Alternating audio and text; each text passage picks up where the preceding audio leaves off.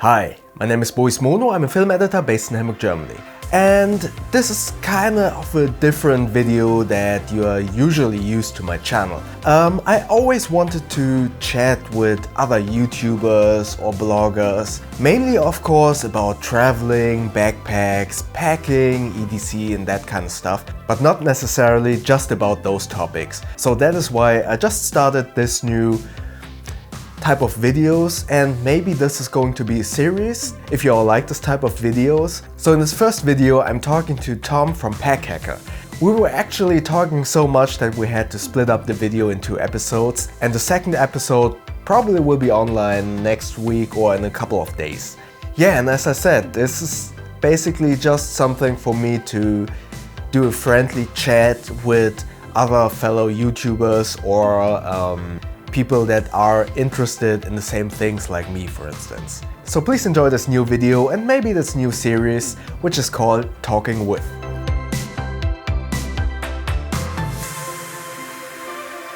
Alright Tom, thank you for being here and joining me at this, let's call it like friendly nerd talky chat over the internet. So for everyone who doesn't know you, I mean, I have been following your would you call it a website or a blog? I'm not sure if you would you call Packhacker. So it's a please interrupt me if I misinterpret your website. It's called Packhacker, and it's basically a website dedicated for everything traveling, bags, how to pack, how to travel, and how to work on the go. Would that be a correct assessment? Yeah, I think that's a good summary. So yeah, Packhacker is like we review and take a look at the best gear for travel. Mm-hmm. I originally started it after spending 1.5 years on the road. I was just telling Bo, living out of a GR2, which is right behind me, right there, that one. Yeah. So, yeah, I mean, I spent 1.5 years living out of that thing and got super into what I was going to pack, how I was going to live, and kind of did the digital nomad thing for 1.5 years. Okay. And I mean, before planning everything for my trip, I was just watching YouTube videos. Like, I'm sure I watched a few of yours, Bo, on some pack reviews to like try to find out, what I wanted to get. Hold on. Wasn't Packhacker, I mean, isn't the website like already on like for a couple of years or something? Really? Is it that new? Yeah, I launched actually in January of last year. Oh, really? Was when I started making videos, and then actually the official website launch date was in May. So. Oh, really? I was really under the impression that you had your website almost as long as Carryology. I mean, no. I mean, looking at all the bags behind you, and every time you film like in your office, it seems like you have been around for a very, very long time. I mean, I thought so, at least. Well, thank you. Yeah, thanks. Yeah, I mean, we've been working hard, and yeah, there was a while there when we were, or at least I was on the road and kind of shipping bags back and forth. Yeah. Being like, okay, I'm gonna be like in this country at this time, let me like try out this bag, and it just got way too expensive and crazy with all the shipping. I'm sure you deal with that all the time. So yeah, now we're here in Detroit and we have a bit of an HQ, so kind of keep all the gear and all the bags here and on the wall, kind of the wall of fame. That's a pretty cool back a wall. Did you build it yourself, by the way? Yeah, I built the pegboard myself. Oh, I found really? like a DIY kind of website and just took a look at it. So it was pretty fun. Yeah, it's good. Yeah, it looks It awesome. works out well. It holds the bags. But what do you do as soon as the wall is full? What are you going to do? Oh, I know. Well, so it's been an interesting thing actually. So I try to put, not right now, but when I do a new review, I try to put a new bag up there that I'm going to review next, and then it gets viewers like excited about maybe what's coming along. And then the rest of the bags, are piled up over there. Yeah, I know that. We have people. I know that feeling. I saw your video on that. Yeah. I mean, on one side it looks like all neat, and then you turn around to the other corner and it's like all messed up with all the boxes and everything. That's kind of. It's so good, and also try to get people the bags to try to test them, because we do like focus on usability and all that stuff. Okay. So we want to give this stuff as much of a test as we can before we give it a review, and then afterwards we kind of like update the review if anything goes wrong or anything. But yeah, it's too many bags. I know that feeling. Hold on, let me. Yeah. I'm kind of nervous that my recording isn't running, but it's running. That's like the worst thing. I love this camera, and I mean you have the same camera, but not having like to be able to turn around that display is so annoying, and I'm always like so worried that the recording isn't running. But it's all good. I know. So yeah, I just got a field monitor for that reason, actually. Yeah, I do have one, but it broke, unfortunately. Oh, no. Yeah, that's and it was out of warranty, so I don't have a field monitor at the moment. Okay. So, since I would say that you are a bag nerd as well, right?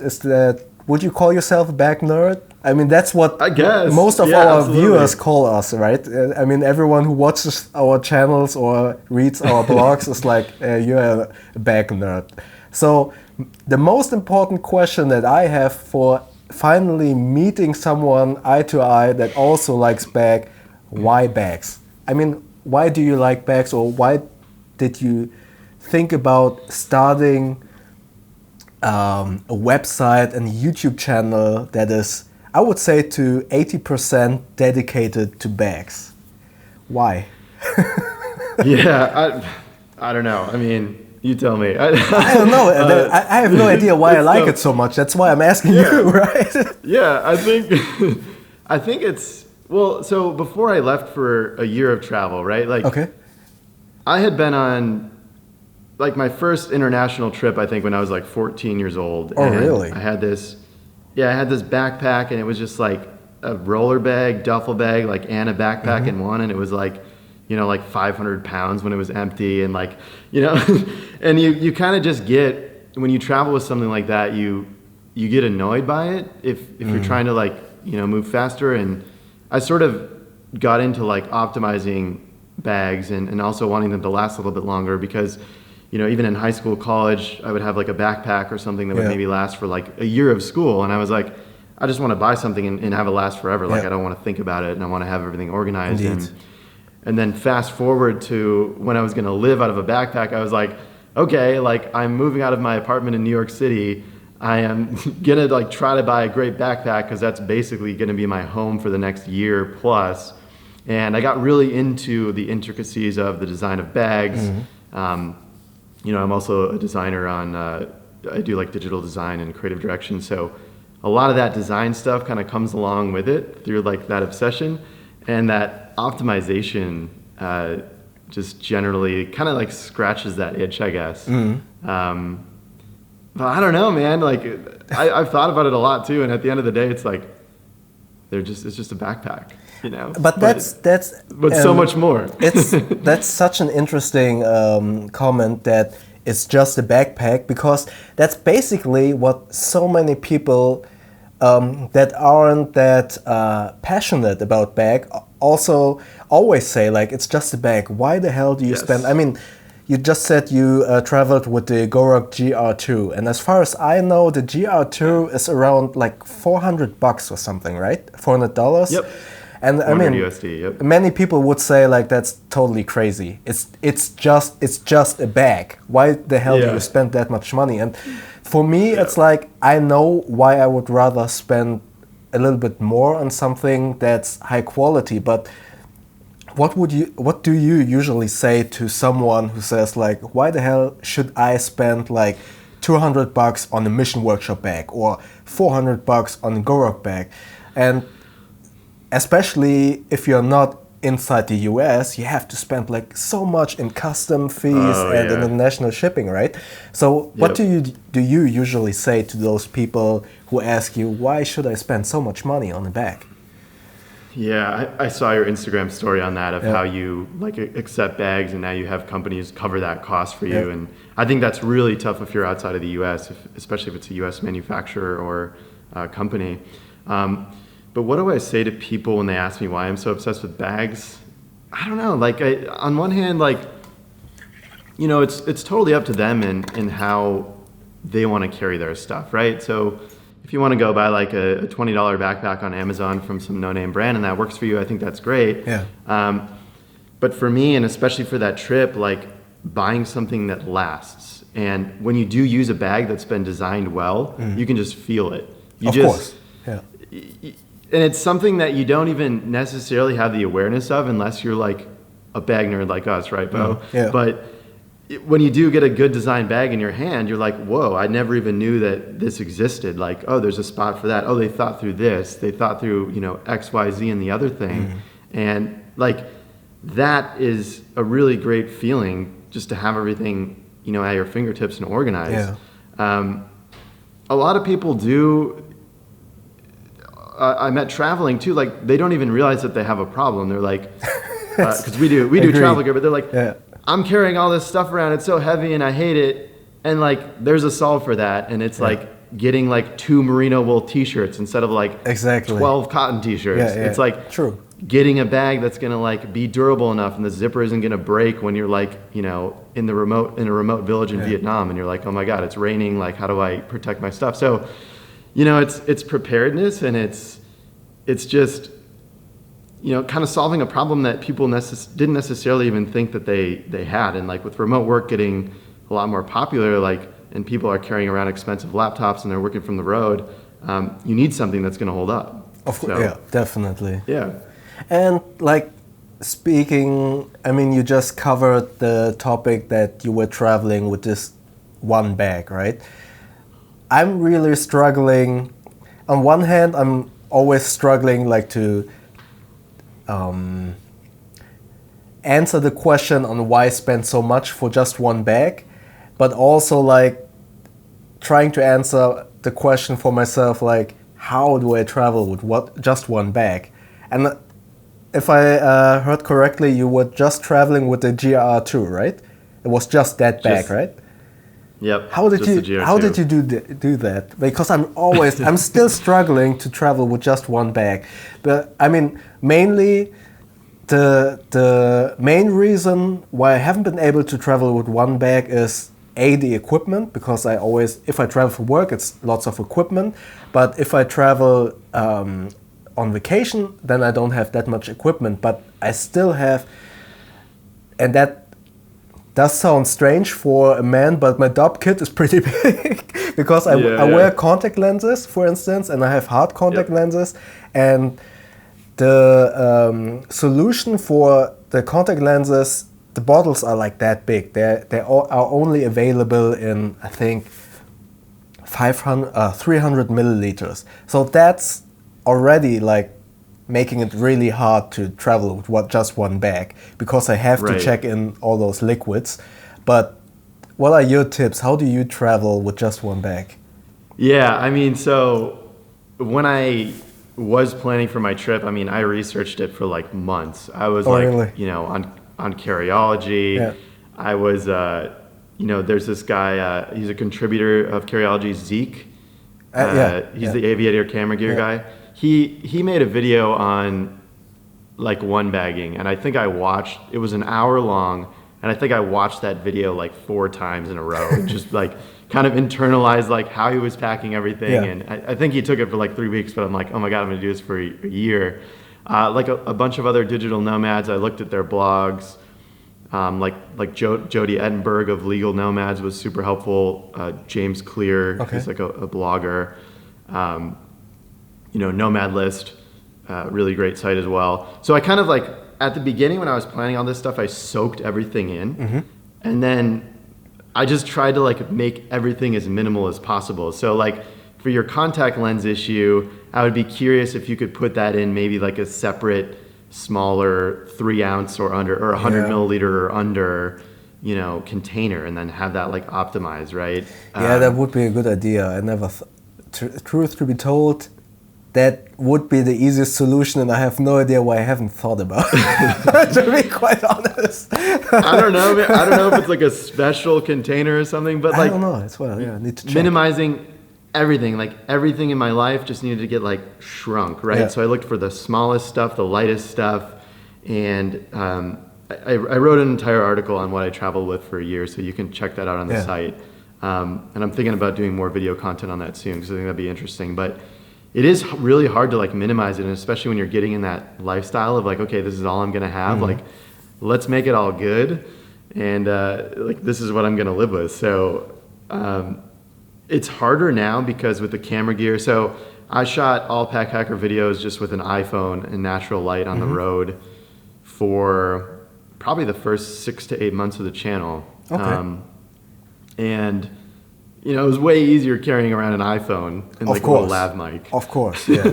So now, like, you know, I've been on like trips to New York because I work there sometimes, and that's just easy because I'm there for like a week max, and I'm like, boom, just pack up a little, you know, bag in and out. But for another year-long journey with like a massive camera and a mic and some gear, like, I don't know, man, that's a tough one. And that's also what's so interesting about reviewing bags for people is like our preferences aren't necessarily what they need. It's all depending on what you need to carry, right? Yeah. So and where you're going, right? It also depends on if you're going on in a hot climate or in a cold climate. I mean, if you're going to somewhere cold, then having a jacket, a sweater, another sweater, and maybe 2 pairs of shoes because one pair is getting wet, that makes everything really hard. I mean, absolutely, yeah. That's why I can't travel with just one bag within Germany because it's always like raining or stuff like that, or it's always cold, more or less. Yeah. And that's, I mean, that's our goal, right? Is like, how can we find the smallest, most lightweight stuff for people to travel with so they can take less? So yeah, it's been really exciting to like work through that problem and try to it's a hard topic. It's a really hard topic because it's, on one hand, it seems so easy to travel with just one bag. I mean, just pack less, right? But in the end, you're standing in front of your bag and it's like too much of that, too much of this, and then, I mean, it's something I have been working on or trying to do that for over a year or even longer, and I'm still not able to travel with just one bag. But it's getting. Have you pared it down though? Yeah, you've gotten better. It's getting better. My check-in bag is getting smaller, or not smaller, but lighter. I would say it's getting lighter, and but it's a hard thing. Yeah, but let's continue with some bags, and I guess the question that many people always ask both of us is, and I don't want to ask you this question, but it's such an obvious question that I'm going to answer going to question you anyways. What's your favorite EDC bag at the moment? EDC bag at the moment. So we're mainly focused on travel bags at Packhacker, and honestly, like I've just been using like travel bags for EDC, like. Just, as ridiculous as it seems, just to test them. But just as a point of reference, how tall are you? I'm 6'2". Yep, so pretty tall. So that's basically easier for you to use like 30 to 40 liter bag for EDC, right? So that's no I mean, I look like a turtle if I wear a bag like that. So that's the thing. I look like a turtle too. Yeah. So, but what's your favorite? Well, no. Let's say what was the most used EDC bag the last, let's say 3 months. The last 3 months. Yeah. Okay. I really liked. So again, it's not really an EDC bag. It's a travel pack. But I've really been liking the Dispatch travel pack. Oh, so okay. I haven't tested that yet. Yeah, I really love that one. So I've been testing that for a couple weeks. I think there's a lot of smart features on it, and I think it's got a nice look to it as well. And I think with travel bags, you always kind of get, you get like the travel backpacks, like the Blaze Orange Osprey, and that's like, we don't really do a lot of that, but at the same time, there's like some function to that as well. But like with the Dispatch travel pack, it's got a very like clean, minimalistic look. It's got like ballistic nylon and a lot of smart features. So we're going to be launching a review on that in the next couple weeks. But oh, cool! I can just say there's a lot of like well thought out features. It's not perfect. There are definitely some cons, but there always are. But there's a lot of smart features, and I just really enjoyed using it. So I took that to New York with me, and I've just been using it back and forth to the coffee shop. The people at the local coffee shop must think I'm crazy because I come in with like a new backpack every 2 weeks, and I'm just like. And this week I'm testing the GR3, which is like 45 liters. That I'm waiting. Huge. I'm waiting for that bag. It looks huge. Yeah, I mean, it's big, man. Is it really a carry-on bag? I think that's a stretch, right? 40 liters for carry-on. I'm not sure if that's gonna work out. It's 45. 45. Yeah, it's bigger than the GR2. That's crazy. It's crazy. Yeah, I don't know. Like, it's definitely getting up there, and of course every airline is different with their size and their weight that they do allow. I think in Europe you're going to have problems with that size. Yeah, you could. And we'll try to mention all that like in our written review, and we'll dig into that. But yeah, I mean it's definitely big. I mean the GR2 like fully packed like barely fits under the seat. So I'm curious to see what happens with the GR3. But it is funny just like carrying that as an EDC because it is massive and it looks huge on me, and I'm 6'2", you know. Yeah. So, I mean it's an interesting bag, and I think going a little bit off topic, I think it's kind of against the philosophy of Gorok, in my humble opinion, because it's like, if I see Gorok, it's like, okay, compressing everything down to the most essential stuff and going all minimal, more or less. And I think the GR2 is basically the top border of, or the limit of what you can actually pack without overpacking. And I think like 45 liters for a backpack seems like kind of excessive, don't you think? I mean, but I haven't seen it yet, so I'm not sure yet. But to me, it was like, how? How am I supposed to carry that thing? I mean, it's going to be heavy, right? 45 liters with all the stuff. I mean, how much kilograms are we talking about? That's really heavy. I mean, I'm convinced they had to make the GR3 because people kept doing their rucking events and getting stronger, and they needed a bigger bag to carry more weight. Yeah, true. For the strongest people. That makes sense. Yeah, I mean, so I totally agree with you. Like 45 liters does seem like a lot. I just had somebody comment on our Osprey Farpoint review, and he was looking for a bag. He was going to carry like a Farpoint, one of the biggest Farpoints, and then he was wondering if he could carry the 40-liter Farpoint too. So a total of like over 100 liters of space. And I was like, hey, like we recommend that you don't carry that much stuff. And he's like, well, I have to for work because I need X, Y, and Z. And you know, that's where you get that dynamic kind of, everybody has a different requirement for what they need to carry. So for me, I mean, I even think 40 liters now is like a little bit too much for extended travel. I think maybe I could get away with 30 and still bring the camera gear because, you know, mirrorless doesn't take up that much room. But yeah, I mean, 45 liters, and it just looks like a beast too. I mean, it's really beefy. I mean, 45 liters in general isn't that much to travel with if it's a rolling luggage or a check-in bag, right? But I think 45 liters to carry on your bag as a one travel carry-on solution seems kind of a lot. Yeah. For checking bag, it's totally like fine, I think. At that point you're not super nimble anyways. Once you start getting up in the higher weight limits, like one of the magical things of one bagging is, you know, being able to just carry your bag with you right when you get off the airplane and go to your destination, or without dropping all your luggage at your hotel. Like, it's fluid, it's fast. And you're sort of getting away with that with the GR3 a little bit. So, and I mean, I'm excited to test it though.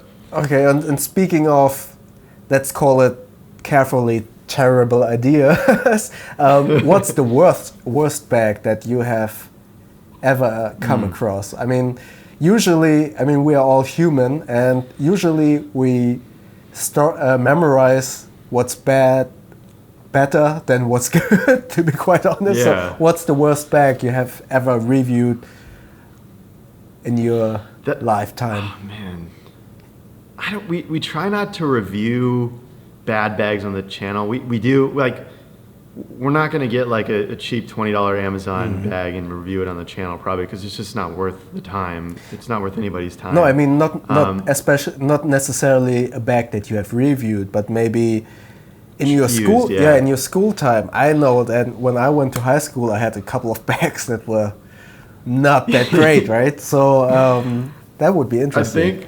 I think I'm going to go back to my first trip when I was, my first trip overseas. I had this like High Sierra, nothing against High Sierra. I never heard of High Sierra. This duffel bag. Okay. I don't know. It's kind of an outdoorsy brand, but okay.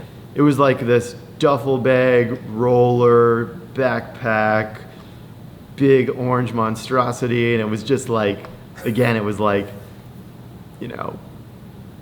just so heavy, empty. And it's like, overwhelming. I think bags like that, they kind of have to make up their mind. Like when you put backpack straps on like a roller bag, it's kind of like, well, okay, you're getting too much. You're getting the extra weight from like the super hard casing, and it was like a soft top. But at the time, I didn't even realize that there was a better way. Of course. Yeah, of course. I mean, a lot of learning since then, and even bringing like a roller bag through Europe on cobblestones and stuff like that. That's difficult, yeah. Isn't that great? Yeah. It is. All right, let's. What do you say? We just wrap it up for this episode, and turn off the cameras, and then just continue talking and just record another episode. What do you think? Sounds good, Bill. Let's do it. All right, then we just finished this episode, and you know what to do. Just go ahead, go over to what's your YouTube channel? Just go ahead and plug your channel. Oh yeah, awesome, man. Thank you. It's Packhacker. So it's just YouTube, Packhacker on YouTube. Yeah. All right. Yep. Subscribe to Tom and join us for the next episode in probably next week or something. See you. Bye. Thank you very much for watching this episode of Talking With, and I hope you enjoyed the friendly chat that I had with Tom from Packhacker. If you have any more questions for Tom or for me, please comment below. And if you enjoyed this video, click the like button. And please feel free to subscribe to Tom from Packhacker, but also to my channel, and click that little bell icon so you won't miss the next videos. Thank you very much.